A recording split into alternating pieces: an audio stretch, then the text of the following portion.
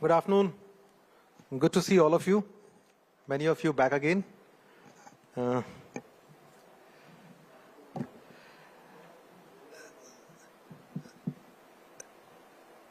Friends,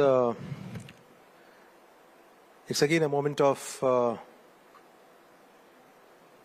great privilege and honor that you took pains to invite me to your gathering. I really feel great when I sit with the industry because as a Ministry of Information and Broadcasting, which actually is your the media and entertainment industries department to shape policies and allow the industry to grow. It's my duty and obligation to meet with the industry and talk to them, get their concerns, provide them an enabling atmosphere in which the industry can grow and we become the leader in this particular aspect in the world. And we all had a great time in Waves. We were just discussing in the side room. Waves was not an event.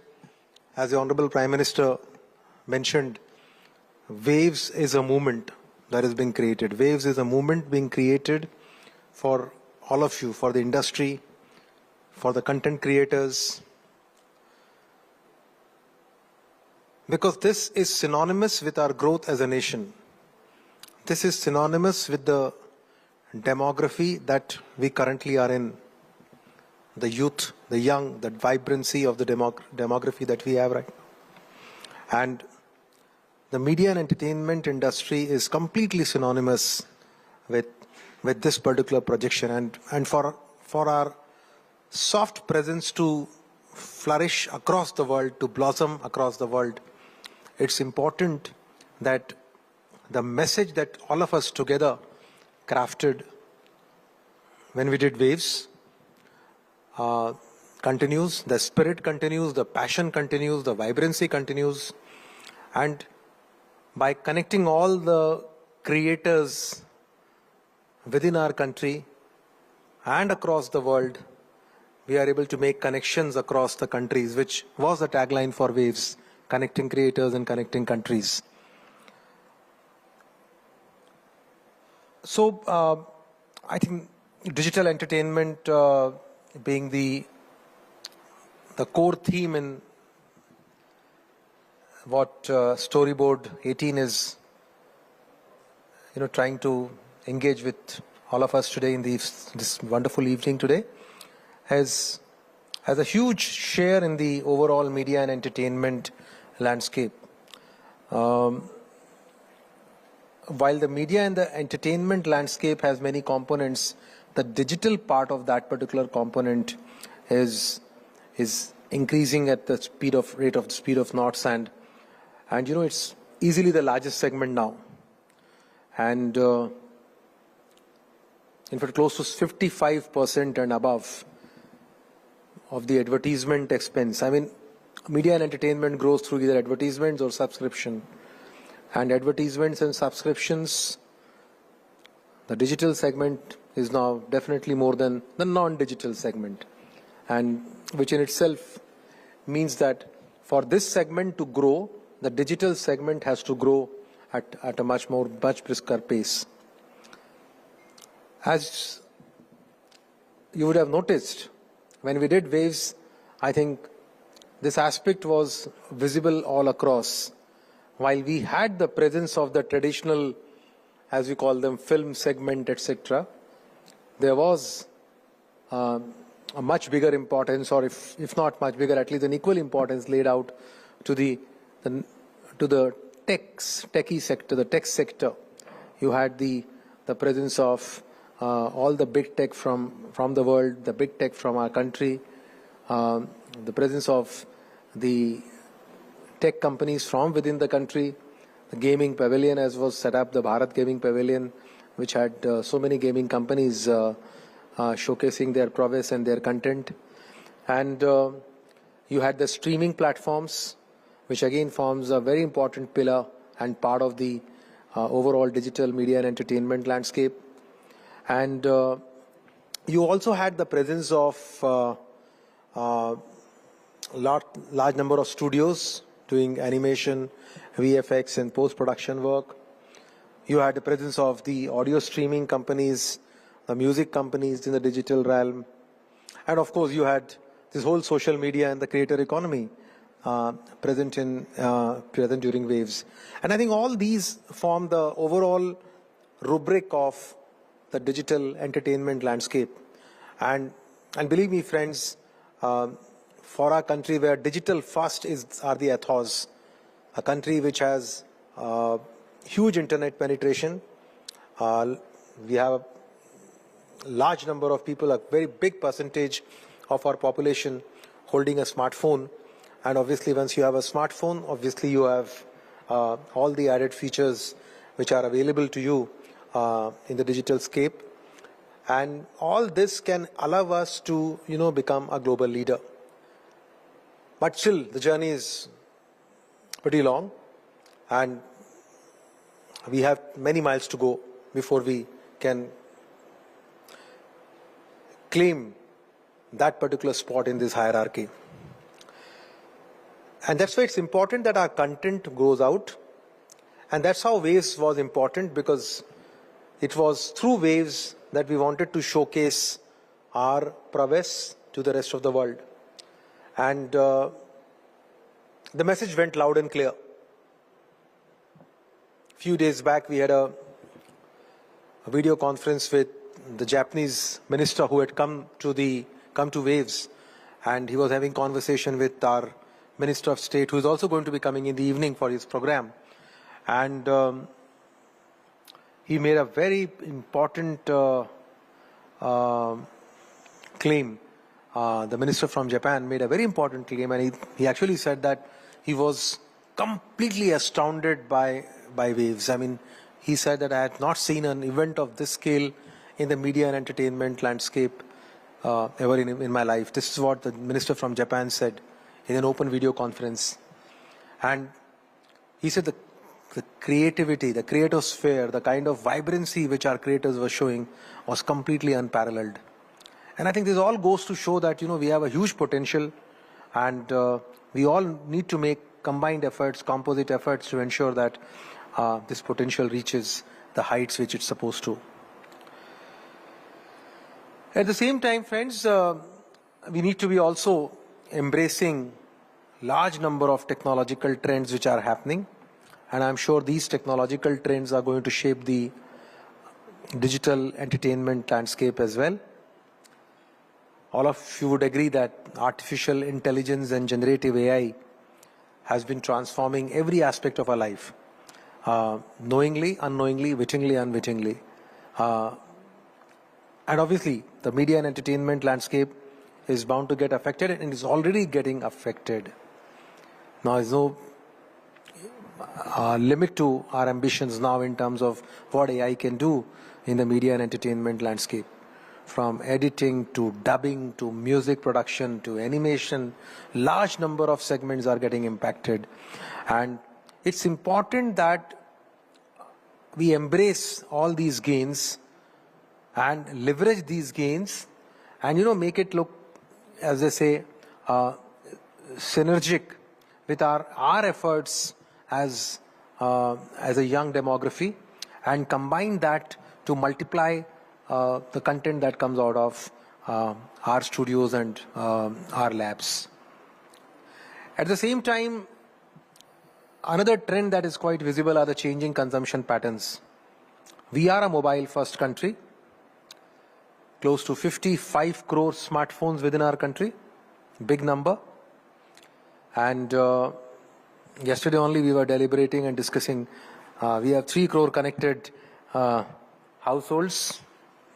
I have no clue why, if we have 35 crore households in the country, each one of them do not have a television. In my understanding, majority of them would have, while the numbers would say that you have 20 crore television sets within our country, but I think the number will be much bigger if we get all these facts together. But the fact is that we are a digital first internet going across the length and breadth of our country at very, very affordable price, at very, very affordable per GB rate. And that's why it makes the whole process become much more dynamic, because we need to cater to the younger audience and the audience that joining on a hour-to-hour basis. And that's where digital first also makes digital advertising becoming the mainstay of the overall advertising pie.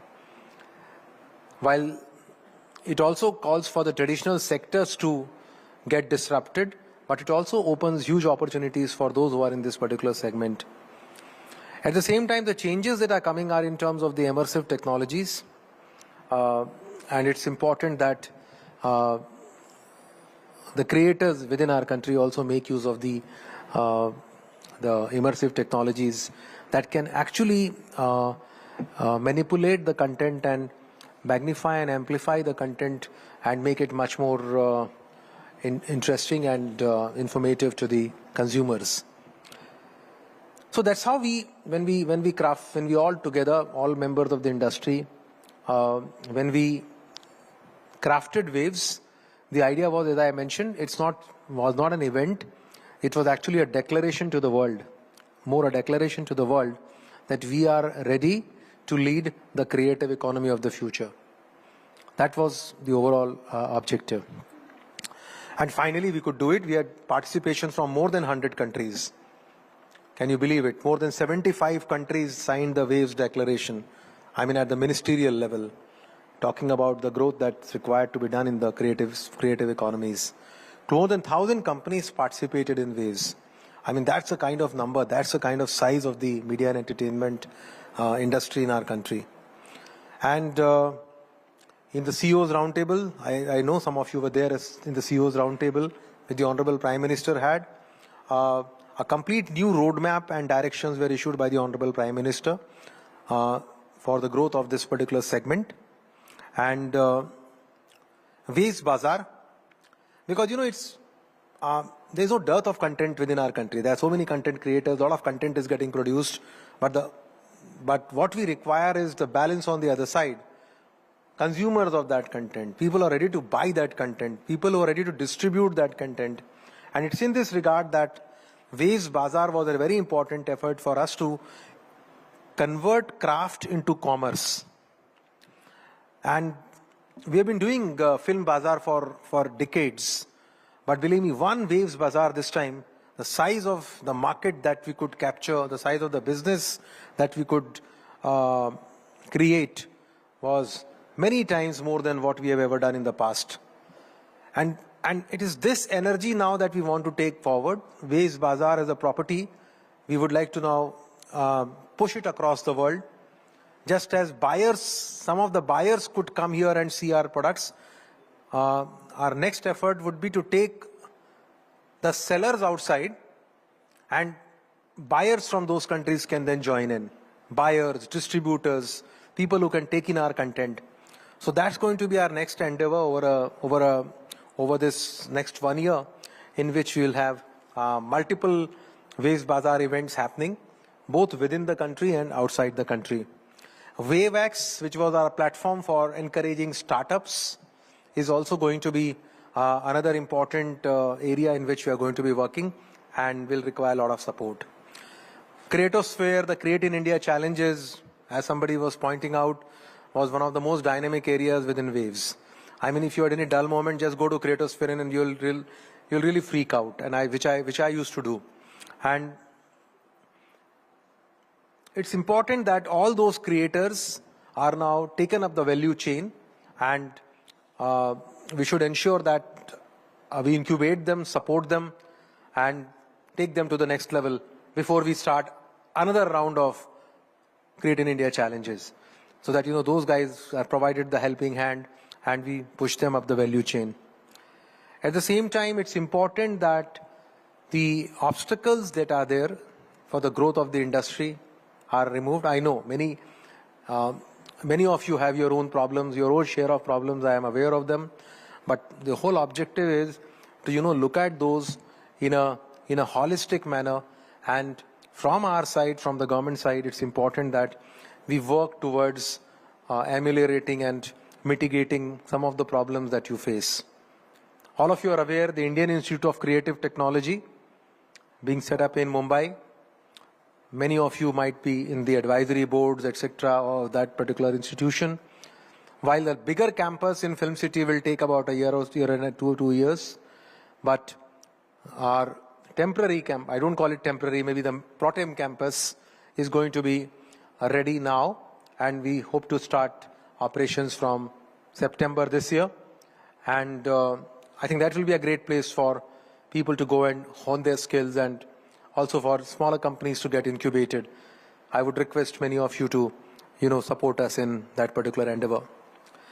Besides this, for the cinema side, we also have the requirement of creating multiple low-cost cinema halls within our country. We were discussing just now, and that's going to be a very important segment which we need to look at.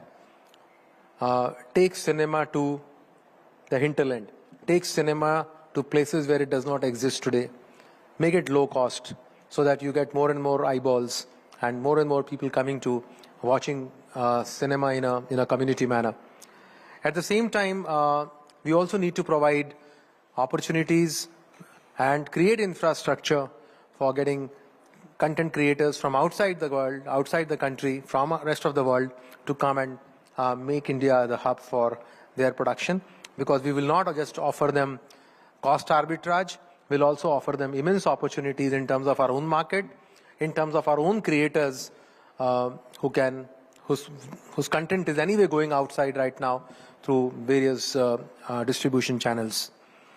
So friends, our vision is to make India not just a participant, but a vanguard in the global entertainment ecosystem. And there are 3 pillars.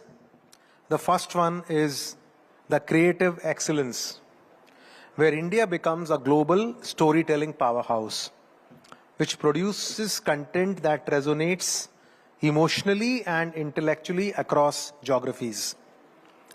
Second is where all of you sit today, the digital innovation, where our creators and platforms pioneer the use of cutting-edge technologies, immersive technologies like AI, XR, VR, and they make that content become exceptional and experiential.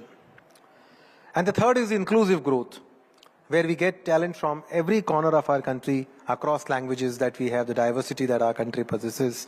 And that's how we will be able to